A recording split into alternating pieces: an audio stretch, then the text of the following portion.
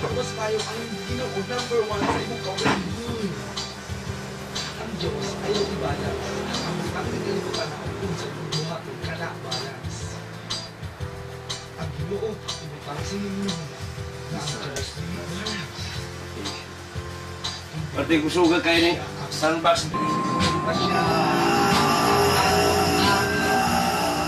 Si Pastor, why kalaki mo? Wali, mas maayo pa siya. Suga ay ang tao. Makulis sa kulay bahala. Kulay bahala. Asa man si sister. Asa man si brother. Nagbulag-bulag siya sa simbahan. Sana ang ibig. Gusto ko, naraw na lang sa simbahan. Sobrang ang ginong nagamit sa Bible kung ang Diyos naman. Ang meron kayo na problema. Smile, King, smile. Smile.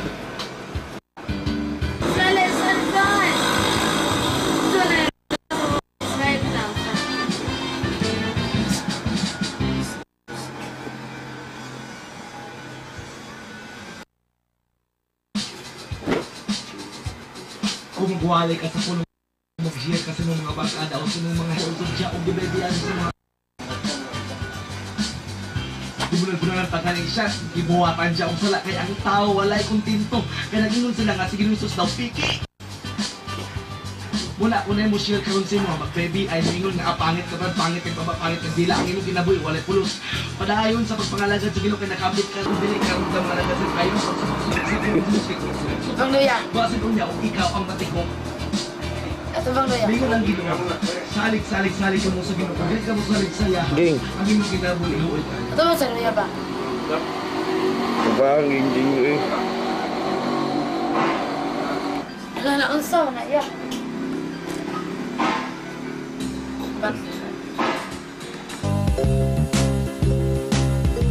Ikaw ako gigugma pag-ayo sa Ginoo. Muna nga ang imong kinabuhi usab nga ihatag nimo sa Ginoo kay kung dili mo ihatag ang Ginoo ray may balo sa tanan. Ikaw ug ako gipakamatyan sa Dios. Nakabalo ka ning ana di ba? Nakabalo ka nga ikaw gipakamatyan sa Dios ang imong kinabuhi gipakamatyan gihatag niya ang tanan para ikaw maluwas. Muna nga ikaw maluwas kitagaan kanya og panahon muna kita pud karon nga mohatag putag panahon sa Ginoo. Nay panahon sa pag-study, napoy panahon sa dili mag-study, napoy panahon nga manglakaw, napoy panahon nga dili manglakaw. Ang tananing kalibutan na nay mga panahon mo nakita nga panahon sa pagpangalagad sa Ginoo. Karon ang panahon nga magdasig ta diha sa Ginoo. Karon sa pata magdasig sa Ginoo kung wala tay kinabuhi. Karon ang panahon nga mag-usap ta diha sa Ginoo. May panahon sa kasapot, napoy panahon nga dili ka masapot. Kung dili ang atong buhaton nga dili kita masapot sa pagpangalagad sa Ginoo kay kabalo ka. Mangalagad kita sa kanunay kay kabalo ko nga ang Ginoo magadasig nato, ang Ginoo magagamit bisag asa ta napita nga lugar. Ang Ginoo magauban basta ang atong buhaton lang nga magpagamit ta sa Ginoo. Karon ang panahon pagpagamit. Pag Bible study na, pag Bible sharing na, kay kana ang kabubuton sa Ginoo ayaw kaulaw imo mga amiga o mga amigo, sharing sa pulong sa Ginoo ayaw kaulaw. Dala og Biblia bisan asa ka mo ato.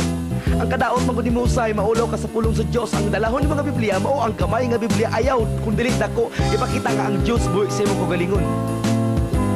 Ayaw pagburot-burot nga ikaw dili ka suwan kun dili anak ka sa Dios.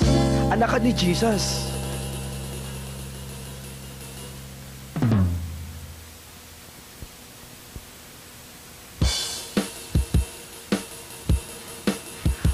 Ay naku, grabe gud kayo ang gugma na ay tiguang nga naminyo og batanon. O grabe kay ang akong amigo nga bisag gimuta na iyang mata. Na in love gud gyapon siya pag-ayo bisan ang iyang dunggan giatuli og maayo na in love gud gyapon siya bisan ang iyang ilong na ikugmo bisan daghan na kayo ang nagtabi sila pero nag in love sila ang gipon gani yellow na kayo. Pero nag in love gud grabe ang ilang gugma dili inyo masukod. Hay sa tinuod lang ang iyang tiil baho pag-ayo pero na in love siya maayo. Hay nakot ang gugma dili gid mo masabtan. Ning ana ang gugma sa Ginoo, ang Ginoo wala lang pili kanato kanimo kanatong tanang kumligi gugmata niya pag-ayo. Ang tao usay mo tan-aw sa sigat tao usay tabi-tabi hilig kayo dili ning ana ang gugma sa Ginoo, ang gugma sa Di juga mag-anak no, grabe. Huna. Busa karon. Huna. Luoy ang ilang mga anak. Ang imong isgutan siya, yun wala na din lain pa.